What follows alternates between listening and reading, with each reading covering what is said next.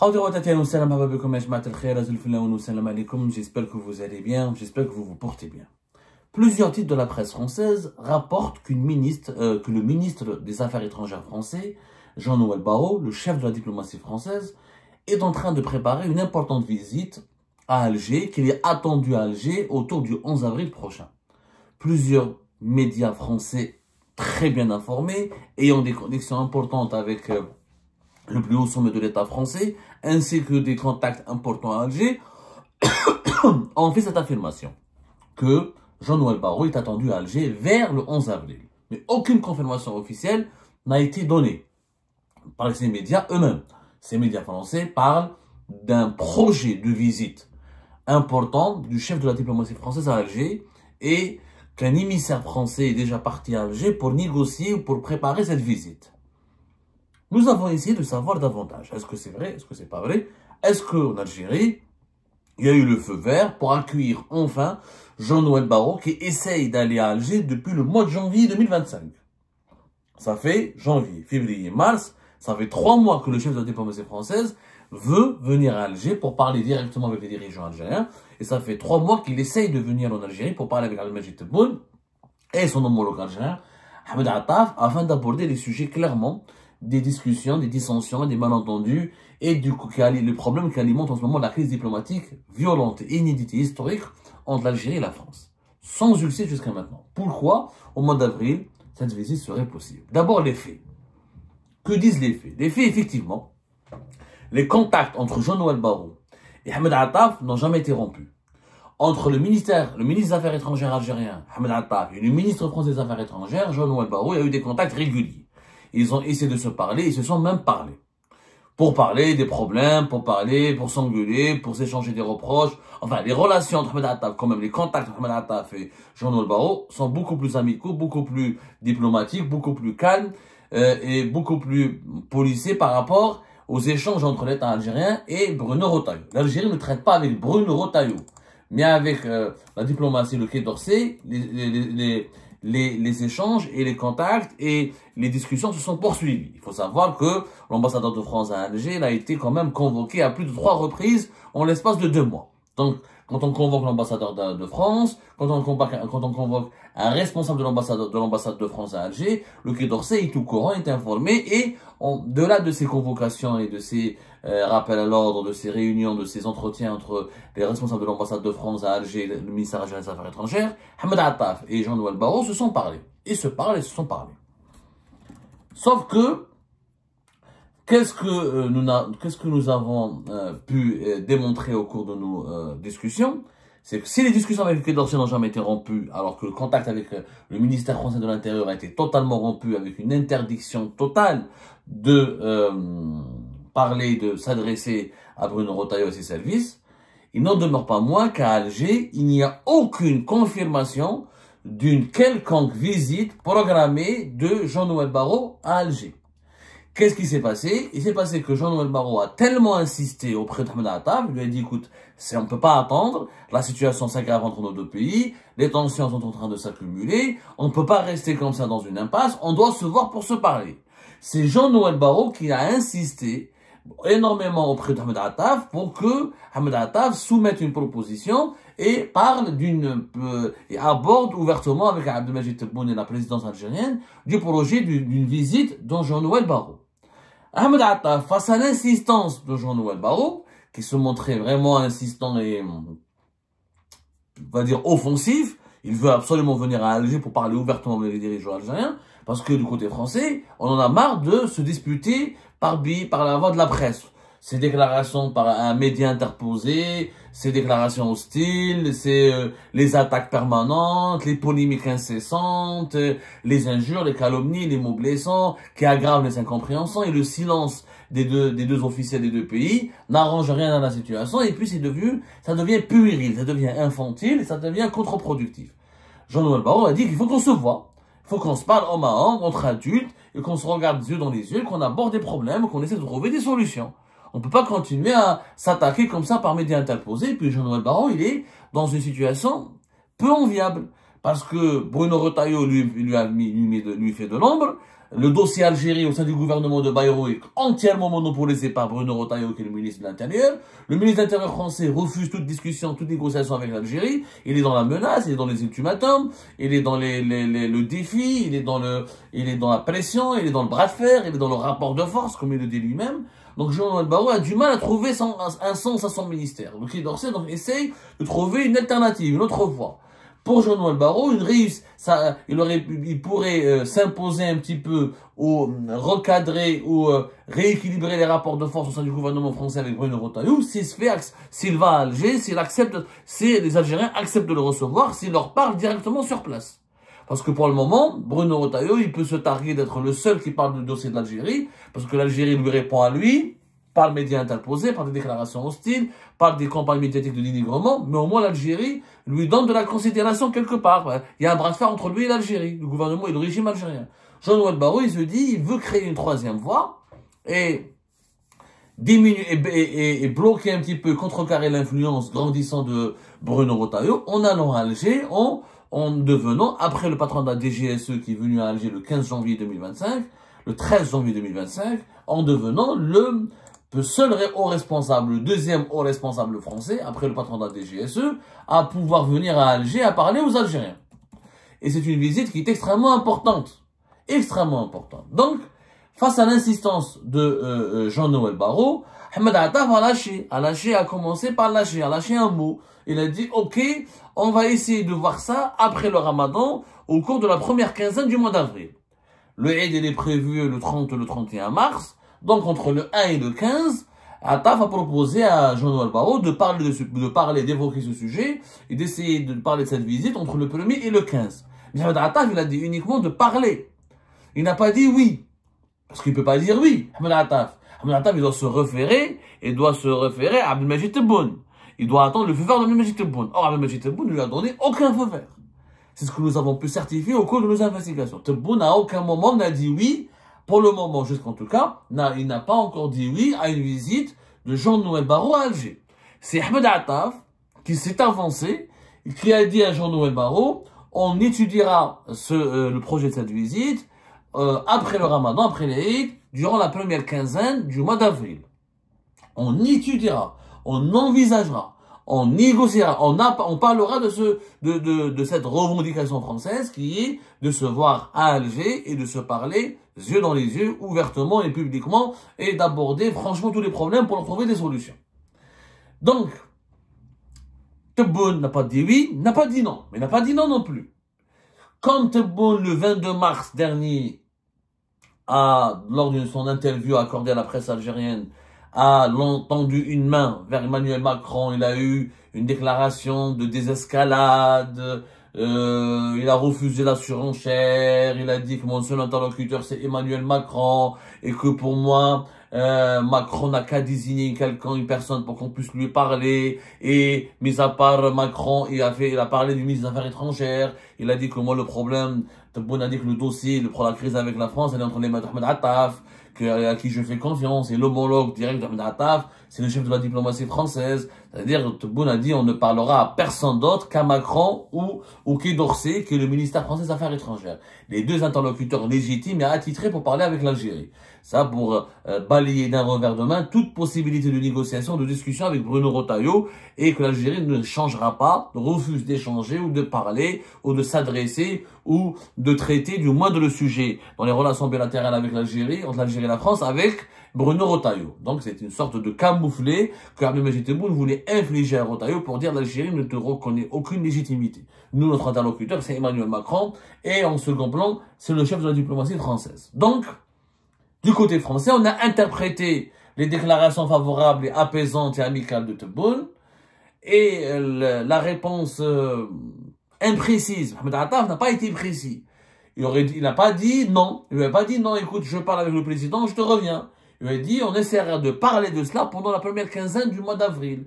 Donc, Jean-Noël Barrot et le Quai d'Orsay ont interprété cette confusion ou ce manque de clarté ou ce manque de précision de la part des officiels algériens comme étant un accord de principe, comme étant une pré-acceptation. en quelque sorte, un préaccord pour valider le projet de la visite de Jean-Noël Barrot à Alger. Voilà, pour le moment, les faits. Ça, c'est que les faits. Ça ne veut pas dire que Tebboune va dire non. Peut-être que demain, après-demain, Tebboune va dire non. Moi, je pense que il y aura un pressing français encore plus fort, que l'Algérie, à un moment donné, sera contrainte de contraindre, dans la mesure pas, c'est pas une obligation, mais elle sera obligée sur le plan diplomatique. C'est pas une obligation, c'est pas, on parle pas en termes, c'est pas une contrainte pour dire que l'Algérie sera humiliée ou c'est pas par rapport à un rapport de force. C'est par rapport à la courtoisie diplomatique, par rapport à, relation historique qu'il y a l'Algérie et la France, à un moment donné, il faut parler aux dirigeants français. Et comme Tebboune et le régime Tebboune ne veut pas parler à Bruno Retailleau, la meilleure manière d'énerver, de discréditer encore plus et de légitimer encore plus Bruno Retailleau, c'est de recevoir Jean-Noël Barrot. Donc Tebboune doit mettre en exécution son engagement. Il dit que moi, mon interlocuteur direct, mon alter ego, c'est Emmanuel Macron. Donc Emmanuel Macron pourrait dépêcher, Emmanuel Macron, comme le fait, il a un ministre des Affaires étrangères, il va le dépêcher pour venir à Alger. On va dire à 80%, Tebboune n'a pas de raison pour dire non. Sauf qu'il n'a pas encore de raison valable pour dire oui. Parce que s'il accepte que Jean-Noël Barrot vienne à Alger, il faut qu'il se prépare, il faut que cette visite soit préparée. Est-ce que Tebboune va accepter de parler de Boualem Sansal avec Jean-Noël Barrot? Est-ce qu'il va accepter de parler du problème des migrants au profil dangereux? Est-ce qu'il va accepter de parler du Sahara occidental et du Maroc? De quoi Tebboune? Parce que si Tebboune accepte de parler de Boualem Sansal, c'est qu'il va reconnaître à la fin qu'il est sous contrainte, qu'il est pressé, qu'il est bousculé par la France pour libérer Boualem Sansal. Or, Tebboune, il a horreur de l'injonction. Il veut pas qu'on lui donne des ordres. Il n'a pas envie de se faire passer pour le président algérien qui commence à faire des concessions à l'égard de la France, qui commence à subir des injonctions de la part de la France et qui est obligé de céder face aux pressions de la France. Non, Tebboune veut éviter à tout prix cette posture. Or, accepter que le chef de la diplomatie française le rencontre directement, c'est prendre le risque de subir, éventuellement, effectivement, de subir cette posture, de se retrouver dans cette posture du président qui a été amené à négocier avec la France parce qu'il est en train de perdre son bras de fer. Tebboune ne veut pas sortir perdant. Il ne veut pas sortir vaincu. Il veut au contraire sortir vainqueur. Il cherche une sortie honorable à cette crise avec la France. Il sait que cette crise ne lui sert plus à grand chose aujourd'hui, qu'il a utilisé toutes ses cartes, que le ramadan se termine, qu'aujourd'hui, il y aura d'autres échéances politiques, d'autres échéances économiques, d'autres échéances, le calendrier de l'actualité algérienne, tôt ou tard, elle va consommer tout ce qui est la crise, tous les sujets de la crise avec la France sont consommés. C'est bon que l'opinion publique algérienne ne va pas s'y attarder longtemps, que le pays a d'autres problèmes économiques et politiques, etc. Et que, avec l'évolution la paix qui risque d'arriver en Ukraine bientôt, là, les complications au Proche-Orient, l'offensive, le lobbying américain très très fort dans la région et au Moyen-Orient, notamment en Europe, la reconfiguration des rapports de force en prévision de la fin de la guerre en Ukraine, ne permettent pas au régime algérien d'avoir le luxe, de conserver le luxe, de continuer à narguer la France, de continuer à défier la France et avoir des problèmes avec la France. Parce que la France, c'est le seul partenaire du régime algérien. L'Italie, c'est un partenaire économique, mais sur le plan politique, c'est un partenaire mineur.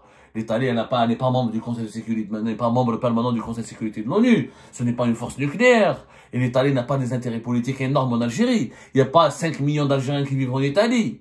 Il n'y a pas l'Italie n'a pas d'ambition politique particulière en Algérie. Et l'Algérie ne peut pas utiliser l'Italie comme un relais politique important en Occident ou l'Union européenne. Parce que les intérêts algériens en Italie sont très limités sur le plan politique. Il y a des intérêts économiques et des intérêts limités sur le plan politique. Il n'y a pas de relais d'influence important du régime algérien en Italie. Donc, le seul partenaire, la seule puissance qui a des intérêts avec le pouvoir algérien et qui est lié au régime algérien, c'est la France. Les États-Unis d'Amérique, ils s'en foutent. Pour eux, l'Algérie, Donald Trump, il n'entend même pas parler de l'Algérie. Donald Trump, l'Arabie Saoudite, les pays du Golfe, la Russie, la Chine, il a d'autres chats à fouetter. Il n'a pas de temps à accorder à l'Algérie. Pour lui, le problème algéro-marocain, c'est un problème mineur. C'est son secrétaire d'État, Marco Rubio, qui s'en occupe. Et les Américains n'ont pas d'intérêt énorme en Algérie. Pour eux, l'Algérie doit rester stable, sécurisée. Pour que la région ne bascule pas dans la violence, dans le camp des islamistes. Il ne faut pas que l'Algérie soit trop pro-russe. Il ne faut pas qu'elle soit trop pro-chinoise. Et il ne faut pas que l'Algérie, qu'elle fasse du mal et qu'elle nuise à la sécurité du Maroc. Ouais, mais ça, non. C'est des principes généraux. Il n'y a pas de relais américain important ou pour les États-Unis, l'Algérie, il n'y a pas des intérêts cruciaux. Taïwan, la Chine, les pays du Golfe, l'Ukraine, l'Amérique latine, l'Asie du Sud-Est et l'Europe pour les États-Unis, c'est des intérêts cruciaux. Donc, la Russie, elle a d'autres chats à fouetter, elle veut absolument, elle est aussi occupée par protéger ses intérêts, conserver ses intérêts en Ukraine. Elle est bien positionnée au Sahel. La Russie n'a plus besoin de l'Algérie. Je dis bien à l'Algérie. Poutine n'a plus besoin du régime algérien. Le Mali est avec lui, le Burkina Faso est avec lui, l'Afrique centrale est avec lui, le Niger sont avec lui. Donc il n'a plus besoin de l'Algérie. Il a de bonnes relations avec l'Égypte. Il a des relations stables et bonnes avec le Maroc. Voilà, de bonnes relations avec Maréchal Haftar en Libye. Donc la Russie n'a plus besoin du régime algérien. La Chine, hyper grande puissance, n'a plus besoin du régime algérien. Elle est aujourd'hui présente partout. Du Nigeria, en Angola, au Maroc, en Égypte, en Éthiopie. Donc, la seule puissance qui a des intérêts directs et des convergences sur des dossiers communs, c'est la France.